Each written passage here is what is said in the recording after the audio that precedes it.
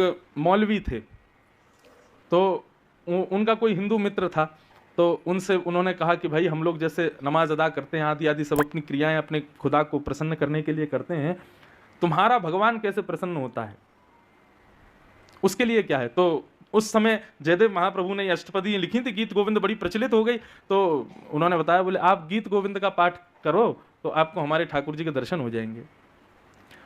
इतनी तत्परता से, इतने भाव से उस मौलवी ने गीत गोविंद का पाठ किया श्री जयदेव महाप्रभु की, कि उनके गीत गोविंद के पाठ करते ही नन्हे से सांवले से पीतांबरी पहने हुए नन्हे से बालक के रूप में श्याम सुंदर उनके सामने आ गए। और जितनी देर वो मौलवी पाठ करता रहा उतनी देर ठाकुर जी रहते, जैसे ही पाठ पूरा होता वो अंतर्ध्यान हो जाते। उसने ये बात किसी को नहीं बताई, बोले कि मैंने अपने धर्मावलियों को बता दी तो मेरे को जान से मार देंगे, लेकिन रूप में इतना आसक्त हो गया ठाकुर जी के में कि वो जब जब उसको दर्शन की इच्छा होती, अपने दफ्तर में हो, अपने घर में हो, रात्रि में सो रहा हो, छत पर खड़ा हो, गीत गोविंद गाता था और ठाकुर जी उसको दिख जाते थे। कभी वृक्ष पर बैठे हैं, कभी कुछ कर रहे हैं, कभी कुछ लीला कर रहे हैं। उसने ठाकुर जी ने एक बार उससे कहा, भैया तुम कहीं भी कभी भी गाने लग जाते हो, मैं बहुत कार्यों में व्यस्त होता हूं, भागना पड़ता है, अपना एक सीमित समय रखो, तभी गीत गोविंद गाया करो।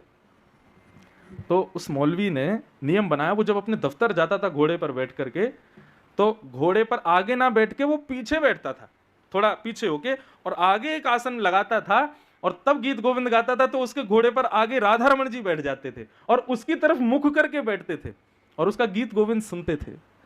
एक बार अपने दफ्तर जाने में इतना विलंब हो गया उसको कि उसने ठाकुर जी को आसन नहीं दिया, लेकिन वो घोड़े की नाल की आवाज पर ही गीत गोविंद गाता था। तो गीत गोविंद गाना जैसे शुरू किया तो ठाकुर जी प्रकट तो हुए, लेकिन बैठने को आसन नहीं दिया। तो ठाकुर जी बोले कहां जाऊं, तो घोड़े के आगे ठाकुर जी उल्टे चलने लगे और चलते चलते गीत गोविंद सुनते हुए चल रहे। इतना प्रेम करते हैं ठाकुर जी गीत गोविंद से।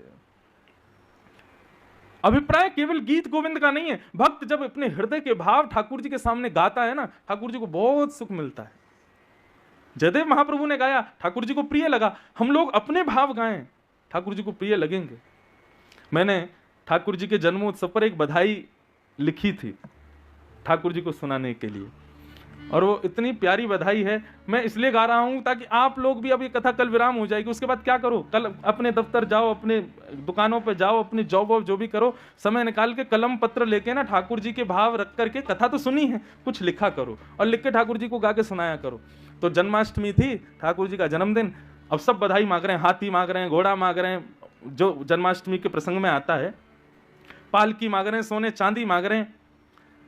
लेकिन दास के मन में एक भाव आया, मैं ठाकुर जी से सोना चांदी हीरे जवाहरात गाड़ी घोड़ा परिवार ये सब क्या मांगना,